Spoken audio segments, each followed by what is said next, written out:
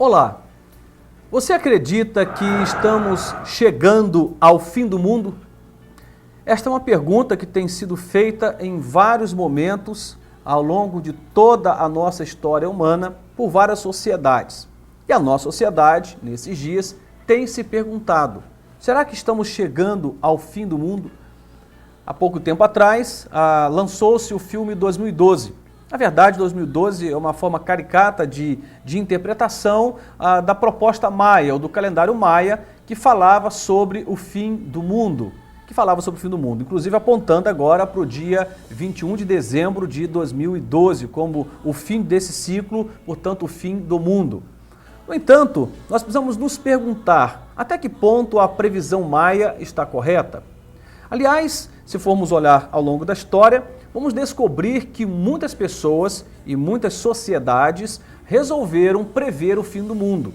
E algumas tiveram a ousadia de afirmar isso categoricamente e mudar toda uma estrutura do grupo ou de pessoas em particular, a fim de se adequar para essa tal data que marcaria o fim. Mas o que você pensa sobre isso? Imagino que no imaginário social, de forma mais ampliada, existam muitas verdades e algumas mentiras, e nós vamos capturando uma e outra coisa e formando o nosso próprio conceito a respeito do fim do mundo. Se alguns forem indagados, agora, por exemplo, na avenida principal da nossa cidade, certamente vamos encontrar múltiplas respostas. Alguns diriam assim: olha, isso não passa uma piada, o mundo acaba quando nós morremos. Alguns diriam: olha, é verdade, estou esperando isto, estou temeroso porque eu acredito que o mundo está acabando. Outros vão dizer: nada, vamos ainda existir por muitos milhares e milhares de anos, o mundo não vai acabar por agora. Enfim, você vai ter aí uma série de opiniões, e boa parte delas são controversas, são contraditórias, e você vai encontrar aí uma série de dificuldades, então, de chegar a uma conclusão. O mundo está acabando ou não? É o fim ou não é? Muito bem, nós vamos começar lendo o texto da Palavra de Deus, levando em consideração que a base da nossa reflexão é a Bíblia Sagrada, por entender que ela é a Palavra de Deus e por entender que ela é a revelação exata do que Deus tem para nós, portanto uma verdade absoluta, inquestionável. Tendo isto como um padrão, a palavra como padrão, vamos ler então Mateus capítulo 24, versículos de 2 a 14 e depois os versos 35 e 36. É um texto longo, mas acho extremamente relevante lê-lo por inteiro para que você entenda qual foi a postura de Jesus como Filho de Deus quando falava sobre o fim. Diz assim: Jesus, porém, lhes disse: não vedes tudo isto? Em verdade vos digo que não ficará aqui pedra sobre pedra que não seja derrubada. E estando assentado no Monte das Oliveiras, chegaram-se a ele os seus discípulos, em particular, dizendo: dize-nos, quando serão essas coisas? E que sinal haverá da tua vinda e também do fim do mundo? Jesus, respondendo, disse-lhes: acautelai-vos, que ninguém vos engane, porque muitos virão em meu nome, dizendo: eu sou o Cristo, e enganarão a muitos. E ouvireis guerras e rumores de guerras. Olhai, não vos assusteis, porque é mister que isso tudo aconteça, mas ainda não é o fim. Porquanto se levantará nação contra nação e reino contra reino, e haverá fomes e pestes e terremotos em vários lugares. Mas todas estas coisas são o princípio das dores. Então vos hão de entregar para serdes atormentados, matar-vos-ão, e sereis odiados de todas as nações por causa do meu nome. Nesse tempo, muitos serão escandalizados, trair-se-ão uns aos outros, e uns aos outros se odiarão. E surgirão muitos falsos profetas e enganarão a muitos. E por se multiplicar a iniquidade, o amor de muitos esfriará. Mas aquele que perseverar até o fim será salvo. E este evangelho do reino será pregado em todo o mundo, em testemunho a todas as nações. Então verá o fim. O céu e a terra passarão, mas as minhas palavras não hão de passar. Mas daquele dia e hora, ninguém sabe, nem os anjos do céu, mas unicamente meu Pai. Esta é uma passagem bíblica extremamente completa, que fala exatamente a opinião de Deus sobre o fim do mundo. Uma palavra muito categórica, com uma riqueza de detalhes muito grande, e que isso pode nos servir agora para começarmos a refletir sobre essa história de que o mundo está acabando. O texto vai falar aqui de alguns indicativos muito interessantes. Primeiro, é importante entender que essa temática ela foi colocada em questão pelos próprios discípulos de Jesus. Veja só como a coisa é antiga. Já se passaram cerca de 2000 anos e ainda nós estamos perguntando sobre o fim do mundo. Os discípulos queriam saber quando é que Jesus voltaria, portanto, quando se daria o fim do mundo. Essa inquietação já fazia parte do coração daqueles discípulos que seguiam a Jesus. Estando ali no Monte das Oliveiras, cercado desses discípulos, o Senhor começa a falar sobre esse tema. E uma das coisas que ele vai falar é que nós iríamos ouvir sobre rumores de guerras e também iríamos ver, na verdade, não deveríamos ficar assustados, mas iríamos ver nação contra nação, reino contra reino, fome sem precedentes, pestes, terremotos em vários lugares, enfim, sobre uma desordem funcional de todo o planeta.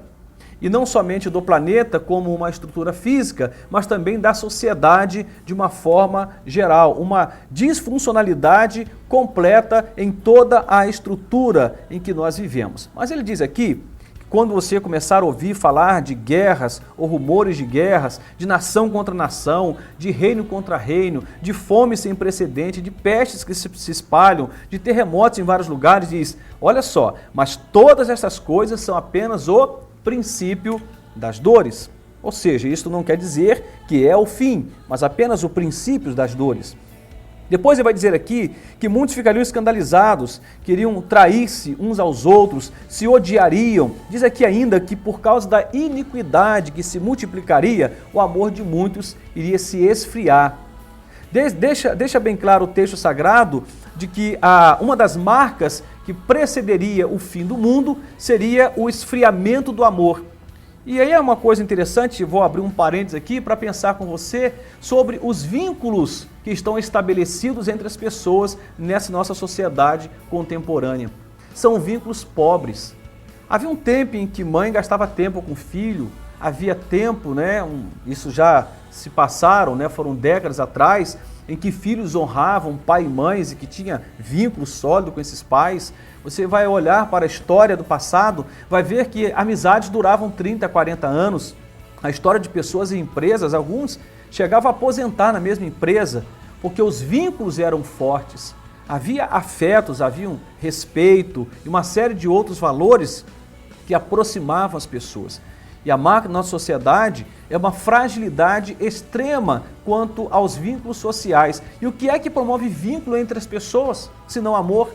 O amor é que promove esse vínculo. E quando falta amor, os vínculos ficam pobres. E aí você tem filhos que adoecem, que se matam, que se drogam, e os pais não percebem, porque o vínculo entre esses pais e os filhos são vínculos paupérrimos, extremamente pobres, e que não dão ali para mensurar, por exemplo, quem é esse filho, quem é essa filha. Os pais já não conhecem os filhos que têm, demasiadamente envolvidos com o trabalho, com agendas pessoais, e você vai ver nessa pobreza nos vínculos. Você vai ver, por exemplo, uma falência, uma crise nos casamentos, nos relacionamentos de afeto, exatamente por causa dessa pobreza dos vínculos. Tudo isso porque o amor se esfriaria. O texto diz então que isso não necessariamente não é o fim, mas aponta para o fim, ou seja, é o prenúncio de que as coisas estão chegando ao fim. Diz aqui, mas aquele que perseverar até o fim será salvo, e este evangelho do reino será pregado em todo o mundo, em testemunho às nações, então virá o fim. Bom, se você olhar para esse texto sagrado, que fala sobre características muito particulares desse nosso tempo, por exemplo, lugares que nunca se falou de terremoto, de abalos sísmicos, você vai encontrar. Você vai ver aí, na verdade, sem precedente, a questão do esfriamento do amor. Nunca se falou tanto de amor nas músicas, nos poemas, nos livros, mas nunca estivemos tão falidos quando o assunto é amar como nesses dias atuais. Somos pobres em amar, até porque não amamos do jeito certo. Mas a pergunta que eu te faço é, o fim chegou? Porque estamos falando de um texto de cerca de 2000 anos atrás, e aqui falava que o fim viria, e que algumas coisas anunciariam este fim.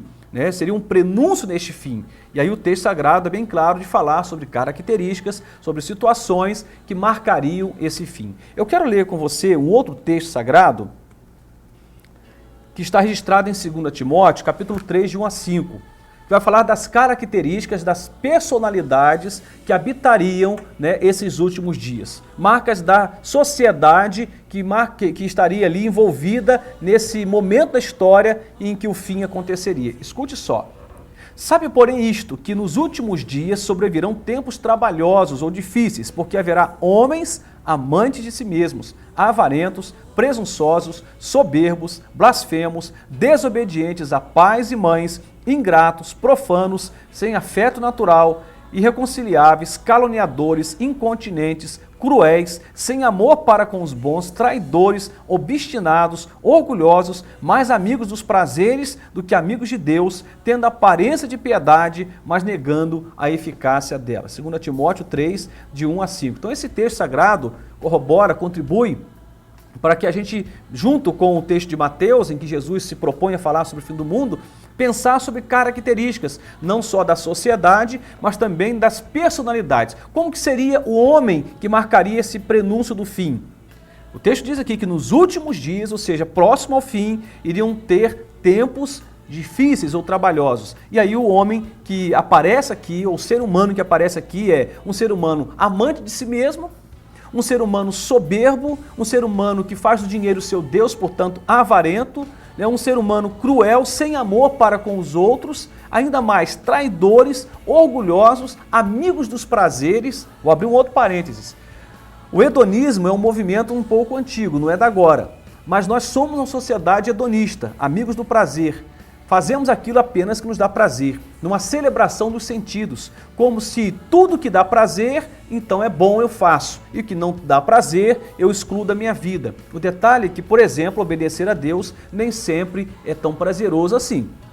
Inclui renúncia, inclui cruz, inclui negação do eu e uma série de outras coisas. Mas o texto sagrado fala que nesses últimos dias os homens iriam ser amigos dos prazeres e não amigos de Deus, podendo ter até uma aparência de piedade, mas negando a eficácia desta tal piedade ou desta tal fé, né? E é isso que está acontecendo. Homens e mulheres falando em nome de Deus, declarando amor a Deus, lotando os templos, fazendo peregrinações, mas ainda assim negando este poder, porque não vivem o que pregam, não vivem o que falam, não vivem aquilo que é dito nos templos em que elas frequentam, e isso é um problema. Então, tudo nesse texto de 2 Timóteo, de Mateus 24, aponta para características da nossa sociedade contemporânea. Portanto, poderíamos afirmar, sem muita dificuldade, que de fato estamos chegando ao fim. Bom, mas é possível que algumas pessoas ignorem isto. Como eu disse, alguns sendo indagados sobre isto diriam, olha, isso tudo não passa de uma grande piada. Pois é, piada ou não, todos nós iremos ter que lidar com o fim. Se não com o fim do mundo, com o fim da nossa própria existência. Porque o mundo pode acabar de duas formas. O mundo pode acabar como o mundo, e o mundo pode acabar para nós à medida em que nós morremos e deixamos este mundo. De uma forma ou de outra, temos que responder sobre o fim, seja o fim do mundo ou o nosso fim. Eu quero então pensar com você, portanto esse programa vai ter um pouquinho mais de tempo do que o normal, sobre algumas coisas que a história nos conta, sobre as previsões sobre o fim do mundo. Por exemplo, em 1806, ou cerca de 200 e poucos anos atrás, numa cidadezinha inglesa chamada Leeds, aconteceu algo interessante. É chamada a Galinha Profeta de Leeds. Isso aí virou piada depois, mas na época não foi nada engraçado. Veja só, e aí nós vamos ter aí uma série de coisas interessantes em torno desses eventos que eu vou narrar aqui agora. Mas conta-se que as pessoas daquela cidade, da cidade de Leeds, lá na Inglaterra, eles estavam então impressionados porque alguém contou que uma galinha começou a botar os seus ovos no formato de uma frase. Que frase era esta? Cristo está chegando. E a notícia se espalhou. A notícia se espalhou e todos tomavam aquilo como um milagre, e todos tomavam aquilo como uma grande profecia, uma galinha que colocava ovos e os ovos vinham no formato de uma frase, Cristo está chegando. E isso ganhou o coração daquela cidade, uma pequena cidade, mas o povo ficou impressionado com aquilo e a história começou a ganhar proporções gigantescas. Até que um curioso cidadão dessa cidade observou a galinha botando ovos e descobriu que tudo não passava de uma grande brincadeira de mau gosto. Mas estava previsto, nesse momento da história, que o mundo acabaria. e a galinha dizia quando o mundo iria acabar. Olha que piada de mau gosto. Pessoal, mas veja só que coisa interessante. Apesar de parecer uma coisa sem graça, ou até engraçada, depende da ótica, isto aconteceu. Porque as pessoas estão preocupadas com o fim do mundo e de repente alguém chega e diz que tem uma galinha que está botando ovos e que a frase que aparece ao botar os ovos é que Cristo está voltando. Bom, mais um pouco adiante, em 1843, tivemos ali no dia 23 de abril, essa é a data, 23 de abril de 1843, uma previsão. Um tal de William Miller, um adventista, ele então, depois de estudar a Bíblia, ele chega a alguma conclusão e essa conclusão era compartilhada. Não vou entrar em detalhes, porque eu quero apenas apontar essas previsões ao longo da história. Essa visão que ele teve sobre o fim do mundo, de que o mundo terminaria, que Jesus voltaria no dia 23 de abril de 1843. William Miller. O mundo não acabou nesse período, ele perdeu certamente a sua credibilidade, muitas pessoas deixaram o grupo, isso disseminou de várias formas e alguns então resistentes, alguns remanescentes acabaram formando o que hoje conhecemos como a Igreja Adventista. É claro, estou sendo muito simples na minha explicação, mas havia uma previsão de William Miller para que o mundo terminasse a 23 de abril de 1843. Depois isso repete no ano de 1891, quando Joseph Smith, fundador da religião dos Mormons nos Estados Unidos da América, também faz esta previsão para o fim do mundo. Segundo ele, Deus havia visitado o coração dele e dito em 1835 que o mundo acabaria, que Jesus voltaria depois de 56 anos, ou seja, em 1891. Isso não aconteceu. Depois tem a história do cometa Halley, em 1910. Eles acreditavam ali de que havia um gás mortal ali na cauda do cometa, e esse gás mortal era chamado cianogênio, algo próximo do cianeto, tão tóxico quanto o cianeto. E isso então iria provocar uma devastação na Terra. A história é longa, não vou contar toda ela, mas acreditava-se que assim que o cometa Halley, em 1910, passasse, iria devastar a Terra. Isso não aconteceu, o mundo não acabou. Também foi falado do fim do mundo para 1982. Temos um cara aí, uma celebridade da televisão, Pat Robertson. Ele assusta todo mundo falando sobre esta possível, esse fim do mundo, E ele faz uma previsão. Eu garanto a vocês que até o fim de 1982 haverá um julgamento do mundo e será o fim. Essa é a palavra dele. Isso não aconteceu. E vamos encontrar várias outras previsões, como por exemplo o Nostradamus, que preveu para 1999 o fim. Isso não aconteceu. Também tinha o bug do milênio, de que na virada de 1999 para 2000, o mundo também acabaria, porque haveria um caos completo, estabelecido pela confusão nos computadores, que o computador não saberia mais definir se estava em 2000 ou 1900, enfim, há uma discussão em torno disso, e eles acreditavam que poderia ocorrer blackouts enormes e um holocausto nuclear. E agora nós estamos com a previsão do fim do mundo. Existem outras previsões, estou citando aqui algumas, para o dia 21 de dezembro de 2012. Uma previsão baseada no calendário maia. Nós temos previsões para o dia 5 de maio de 2000, o fim do mundo para o 2008, Ronald, que foi um camarada também que fez essa previsão que no ano de 2008 o mundo acabaria. Ele escreveu até um livro chamado 2008, A Última Testemunha de Deus. Então, olha, é muita especulação. Chega a ser uma piada de mau gosto para todos nós, porque toda hora alguém vem e diz, é o fim. Portanto, a pergunta que eu fiz lá no início, faço agora também. Estariam os maias corretos? Estariam os maias certos de que o fim é agora, dia 21? Tem muita gente fazendo mudanças radicais na vida, porque eles estão vivendo em paranoia em torno dessa possibilidade do fim. Talvez você que está nos assistindo diz, olha, para mim isso tudo não passa de uma brincadeira, uma piada. Mas tem para muita gente, isso não é nada uma piada, mas algo que tem provocado danos, e alguns eu diria, danos irreparáveis. Porque para cada previsão dessa ao longo da história, pessoas mudaram de vida, pessoas abriram mão de seus bens, pessoas se separaram, casaram, fizeram um monte de ajustes na vida, porque acreditavam que o mundo acabaria. Inclusive, nós vamos encontrar em algumas seitas suicídios coletivos pelo medo, né, deste tal fim do mundo. Bom, eu não posso basear a minha palavra em cima daquilo que um homem pensa, em cima de que um cientista pensa. Se você for olhar hoje para os cientistas que pensam sobre o fim do planeta, né, ou estão pensando aí sobre o aquecimento global, por exemplo, e outras temáticas que são muito relevantes no dia de hoje, não é à toa que se fala de sustentabilidade, né? Porque estamos destruindo o planeta e tal, mas ainda assim você vai ver que os cientistas na área falam de um fim para muito longe, não para agora.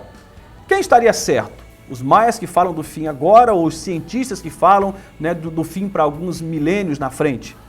Olha, eu creio que nós não podemos fugir da palavra.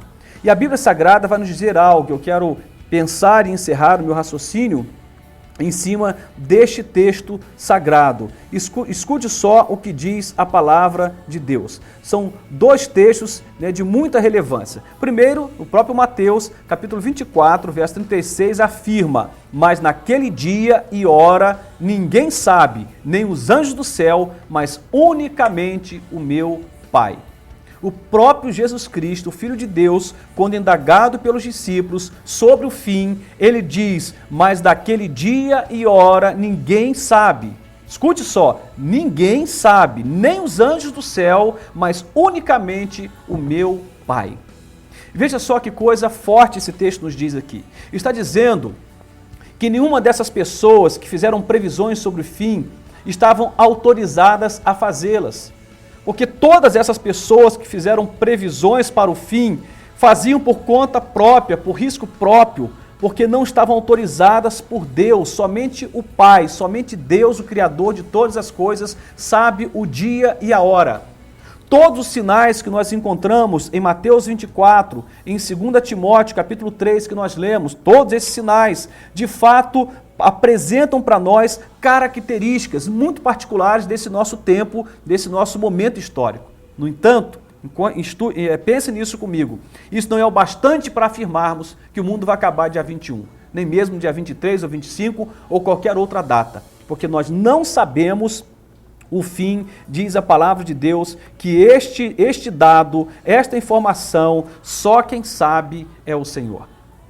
Nós vamos parar por aqui, porque esse tema é riquíssimo, não dá para falarmos muita coisa em tão pouco tempo. No domingo que vem eu vou retornar e vou mergulhar um pouco mais nessa temática, vamos trabalhar em cima de outros textos sagrados que falam sobre este tema. Mas eu queria fazer uma conclusão, um encerramento nesse momento, para não deixar as coisas no ar. Existem todos os indicativos que apontam para a volta de Jesus de forma muito próxima. Vários indicativos. E esses estão contidos em vários textos, dentre eles citamos aqui Mateus 24 e 2 Timóteo 3. Mas mesmo que tenhamos todos os indicativos que falam do fim, que apontam para o fim, eu e você não estamos autorizados por Deus, nem os maias, nem nenhuma outra civilização está autorizada por Deus a dizer de forma de prever de forma categórica, afirmativa, que dia e hora o fim se dará. Esta informação pertence somente a Deus. A Bíblia diz que Jesus virá como ladrão. Ninguém sabe o dia e a hora, ele apenas virá. E quando ele vier, todos nós saberemos, com certeza, todo olho verá e todo joelho se dobrará e vai reconhecer quem ele é Senhor. Nós vamos parar por aqui. No domingo que vem, se você quiser continuar ouvindo essa mensagem, então você vai ter o privilégio de entender o final desse raciocínio que estamos estabelecendo aqui. Deus te abençoe, ficamos por aqui e até o próximo domingo, se Deus nos permitir.